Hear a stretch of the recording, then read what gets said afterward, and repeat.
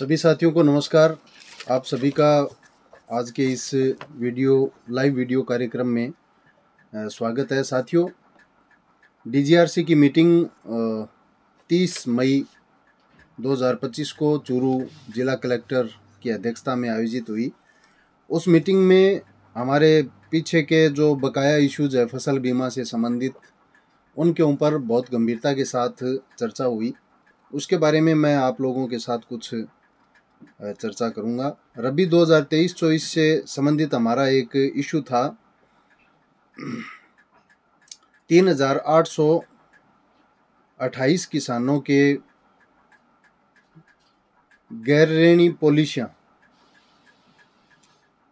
9595 policy थी, उनके सत्यापन दस्तावेज सत्यापन को लेकर डोर टू डोर कैंपेन का पिछली डीजीआरसी में बीमा कंपनी को निर्देश दिया गया था। उन्होंने निर्देशों की पालना करते हुए अनुमोदित पॉलिसी हैं वो 8234, संदेहास्पद 1225 और 137 पॉलिसी ऐसी हैं जिनको पोर्टल पे दस्तावेजों में और नामांकन में कमियां हैं। तो कुल मिला के जो हमारे 9595 गैर ऋणी किसानों की जो पॉलिसियां थी रबी 2023-24, उसमें 8234 स्वीकार की जा चुकी है, 1224 अभी सस्पेंस में है। इसके लिए भी डीजीआरसी ने यही निर्णय लिया है कि आप इसको सकारात्मक वे में स्वीकार करेंगे। 137 पॉलिसी ऐसी हैं जिनके लिए जांच के लिए बाकायदा एक कमेटी बनाई हुई है। डीजीआरसी में भी इसका डिस्कशन हुआ है, उसके बाद में ये फैसला हुआ है। खरीफ 2023 में जो रिजेक्ट और पेंडिंग पॉलिसियों को लेकर के 82 किसानों की 194 ऋणी कृषक आवेदक केसीसी के नाम फसल क्षेत्र भिन्नता के कारण गैर अनुमोदित हैं। अग्रणी जिला प्रबंधक के प्रकरण भिजवाए जाकर परीक्षण करवाए जाने के निर्देश पिछली मीटिंग में हुए थे। तो इन्होंने कहा है कि एलडीएम द्वारा दिनांक 27/5/25 को विभाग को मेल द्वारा सूचित किया गया कि उनके द्वारा दस्तावेजों की जांच कर ली गई है। बैंकों के विश्लेषण को बीमा कंपनी को अग्रेषित किया जाना प्रस्तावित है। तो ये अभी पेंडिंग है। ये 82 किसानों की 194 पॉलिसियां हैं।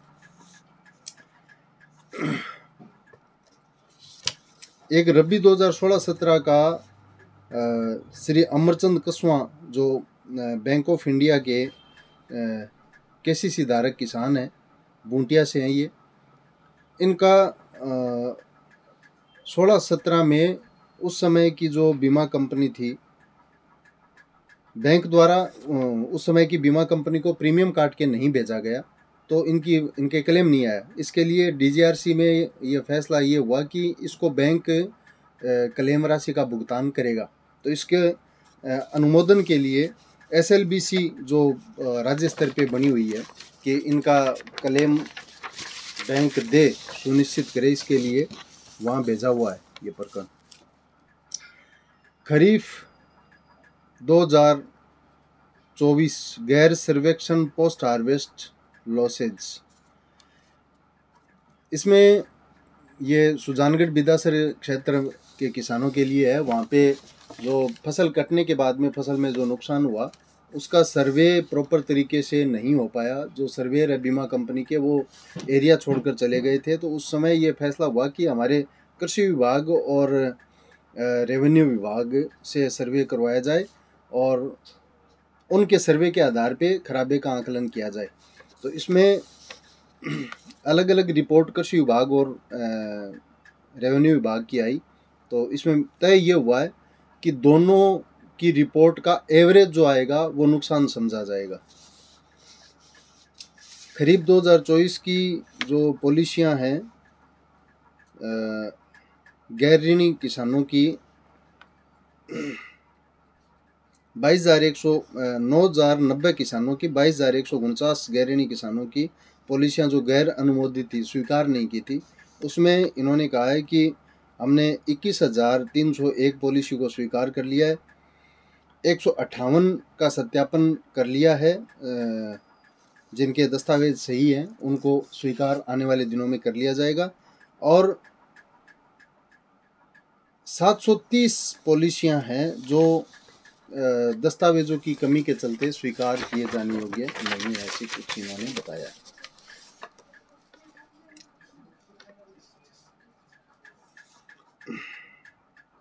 एक हमारा पुराना बहुत बड़ा एक इशू बैंकों की लापरवाही के चलते जो प्रीमियम नहीं काटा, पोर्टल पे अपलोड नहीं किया या पटवार हल्के बदल दिए गए, उनको हमने बार बार प्रयास से एलडीएम के माध्यम से, कलेक्टर के माध्यम से लिस्टेड करवाया और फिर वो प्रकरण जिला मुख्यालय से राजस्थान सरकार को, राजस्थान सरकार से भारत सरकार को प्रकरण है वो रेफर किया गया। अब भारत सरकार से वो 95,000 के करीब किसान हैं जिनकी लिस्टें तैयार की गई, वो अब वापस डीजीआरसी की मीटिंग में आ गए हैं। तो डीजीआरसी की मीटिंग में उनको अलग अलग तरीके से लिस्टेड किया गया है। तो उसमें ये प्रकरण खरीफ 16 से लेके 2021 के कुल प्रकरण 99,814 ये तो लिस्टेड है, प्रकरण ज़्यादा है। इन प्रकरणों में जो फैसला होगा वो अन्य जो किसान इस आंकड़े में शामिल नहीं है उनके ऊपर भी लागू होगा। आधार मिसमैच अनुपलब्धता, बैंक ने कहा है कि हमें आधार उपलब्ध नहीं करवाए गए, इस तरीके के किसानों को इन्होंने माना है 36,756। तो यहाँ पे हमारा तर्क यह था कि जिस किसान ने अपनी केसीसी का रोल ओवर किया है, जो ब्याज और प्रीमियम आपको दे के आया है, अगर आप उससे मांगते तो वो अपना आधार कार्ड भी देता। जब आप पैसे मांग सकते हो और आपके मांगने पे दे रहा है तो आधार भी दे सकता था। गलत बीमा इकाई की पॉलिसी सर्जन, गलत बीमा इकाई पॉलिसी सर्जन मतलब पटवार हल्के बदल दिए गए, ऐसे हैं 36,509। पॉलिसी का प्रीमियम कटौती किंतु पॉलिसी का सर्जन नहीं, इस तरीके के इन्होंने माना है 22,621।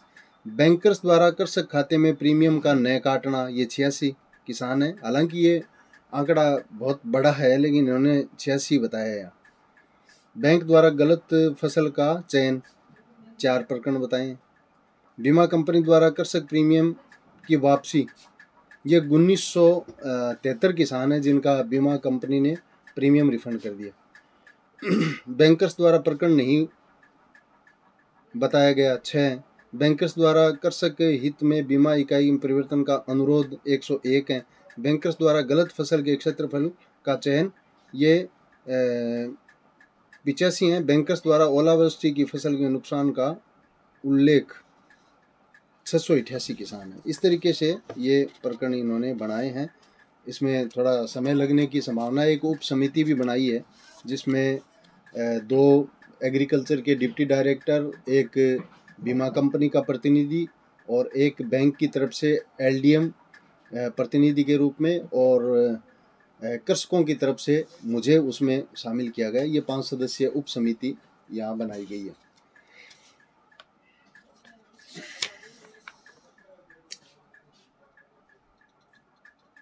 चौबीस 25 रबी की पॉलिसियों की जांच भी चल रही है, उसकी एक टेबल दी हुई है।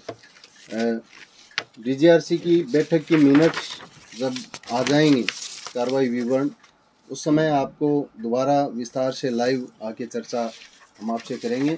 साथियों, पीछे के बकाया क्लेम को लेकर जो जिज्ञासा आप लोगों की है, अभी जिला स्तर पे आज हम ये कह सकते हैं हमारे निरंतर प्रयासों से, किसानों की जागरूकता से, आज जिला स्तर पे कोई भी प्रकरण फसल बीमा का हमारा बाकी नहीं है, छोड़ करके कुछ एक रिजेक्ट पॉलिसी और पेंडिंग पॉलिसियों को लेके।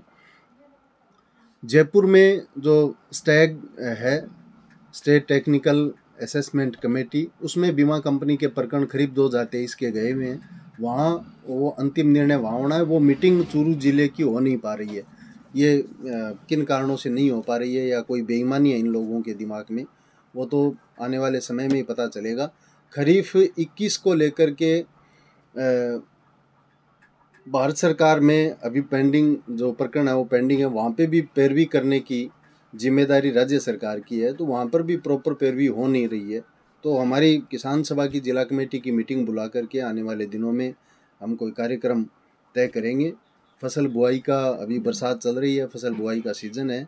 आप सभी जैसे ही फसल बुआई के सीज़न से फ्री हो जाएंगे तब आपको एक कार्यक्रम हमें इन पेंडिंग इश्यूज़ को लेके, बकाया बीमा क्लेम को लेके देना पड़ेगा। यही निवेदन आप सभी से है। नमस्कार।